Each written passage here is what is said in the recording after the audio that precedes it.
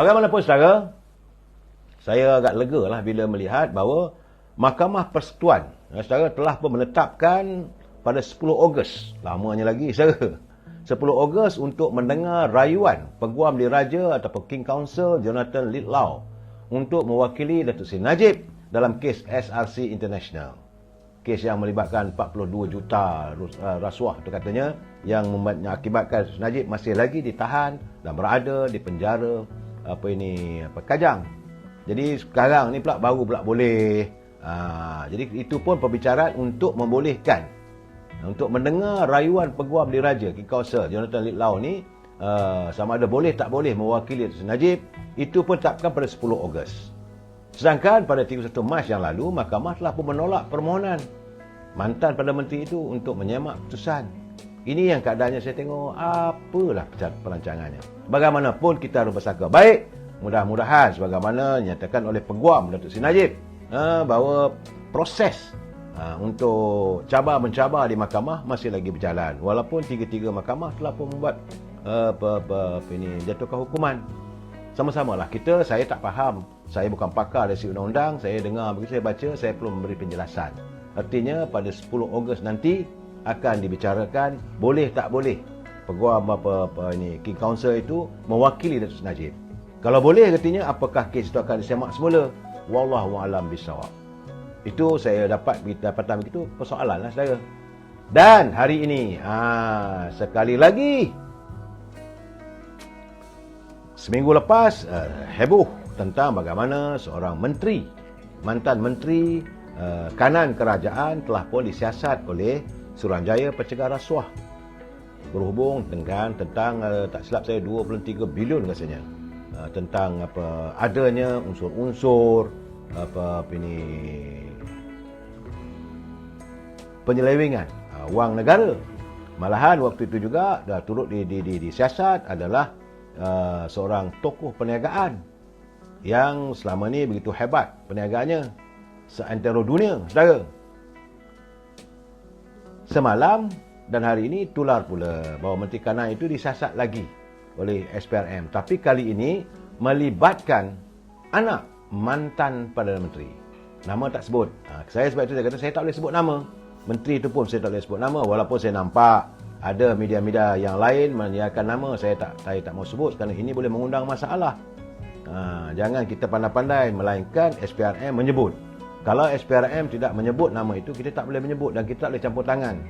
Kalau kita menyebut nama lah, kata orang itu orang ini, kita mengganggu urusan pihak SPRM dalam kajiannya. Cuma kita boleh melaporkan bahawa benar SPRM sedang menjalankan siasatan dan telah pun memanggil anak mantan Perdana Menteri untuk disoal siasat. Ini juga saudara berikutan dengan apa yang berlaku dalam Pandora Paper, bagaimana wang negara diletakkan dalam bank-bank pesisir.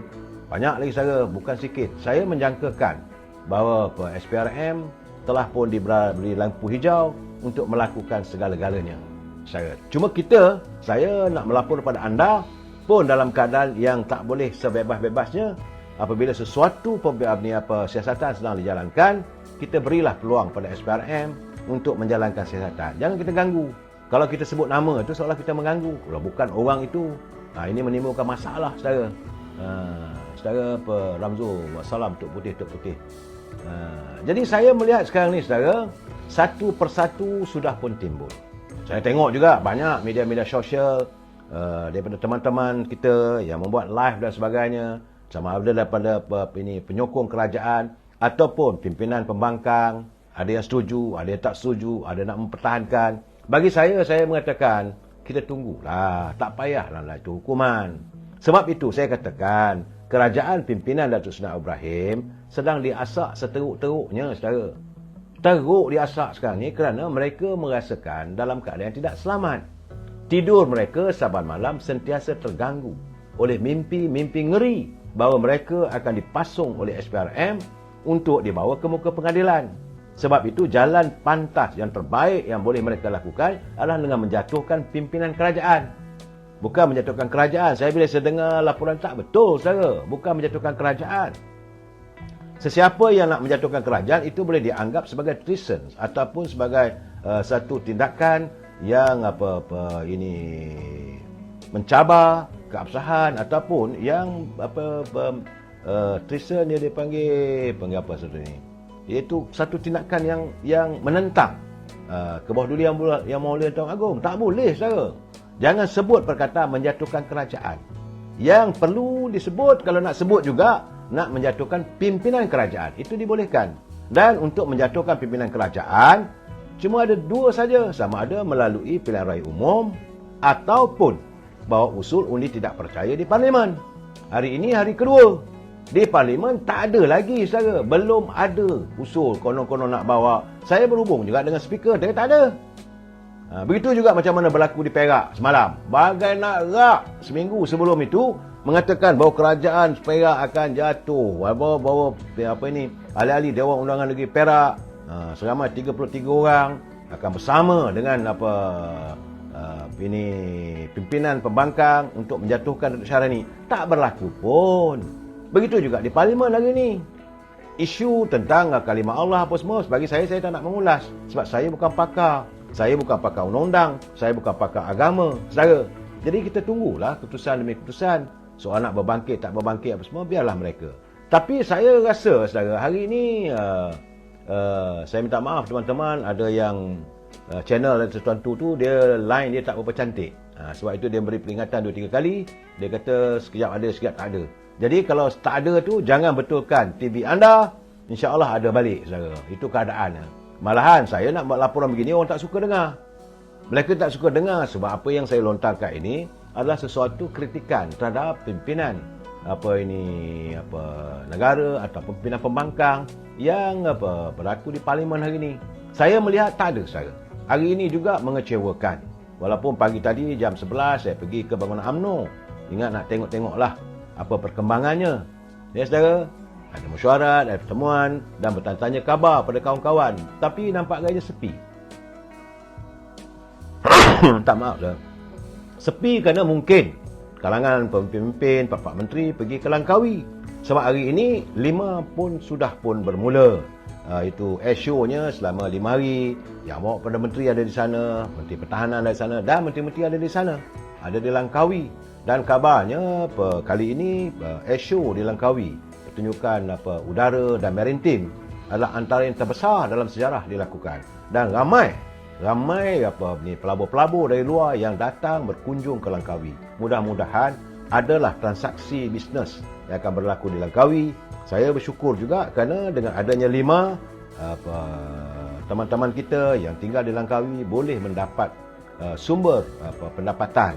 Ya, Langkawi ni bila ada 5, saya jelas cara baru rancak hotel-hotelnya. Kalau tidak nanti hanya sekadar menanti kedatangan pelancong. Tapi dengan adanya 5 gini, saudara. Dalam keadaan begini, saudara, saya merasakan bahawa kalaulah pertunjukan 5 itu adalah memulakan tanda bahawa ekonomi kita sedang berjalan di landasan yang benar. Artinya pelabur-pelabur dah datang. Cuma risau juga, saudara, sebab bila perlumbaan untuk memiliki senjata. Sebab itu bila menurut kenyataan Datuk Mak Hassan bahawa Kementerian Pertahanan harus melengkapkan kesiapsiagaan tentera laut di Raja Malaysia dengan peralatan yang lebih canggih. Itu yang risau juga, saudara. Kalau Menteri Pertahanan bercakap benda begitu, apakah ada sesuatu? Wallahualam bisawab. Saya rasa tak perlulah nak diumumkan.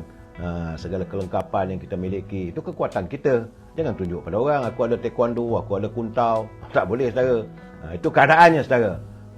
Saudara Azizul Abdul Hamid betul, bagi ruang pada Perdana Menteri Malaysia untuk menguruskan negara dengan baik dan jujur. Itu. Dan saya melihat bahawa apa yang dilakukan oleh Suruhanjaya Pencegahan Rasuah ini adalah sesuatu di landasan yang betul. Malahan saya juga dapat sungutan pada teman-teman. Teman-teman bersungut kerana sekarang ni tak ada kontrak yang baru, tak dapatlah tender-tender baru semua. Saya katakan pada teman-teman, selama lebih 20 tahun kita khususnya teman-teman yang dulu pernah memimpin peringkat bahagian sebagai ketua bahagian sebagainya dan menikmati perolehan daripada tender-tender kerajaan, malahan mereka jadi jutawan segera. Dan sekarang ni benda dah tak ada. Artinya mereka tidak mampu ataupun tidak berjaya untuk menguruskan kekayaan yang mereka miliki. Tu dah habis dah sekarang. Bila dah habis, sekarang nak minta lagi. Mana boleh begitu, saudara? Jadi sebab itu nampaknya sekarang ni cara terbaik mereka serang Perdana Menteri, serang menteri. Yang ini yang tak betulnya saudara. Saya rasakan tak betul. Saya berbual dengan teman-teman di Bangunan UMNO, saya katakan bahawa sekarang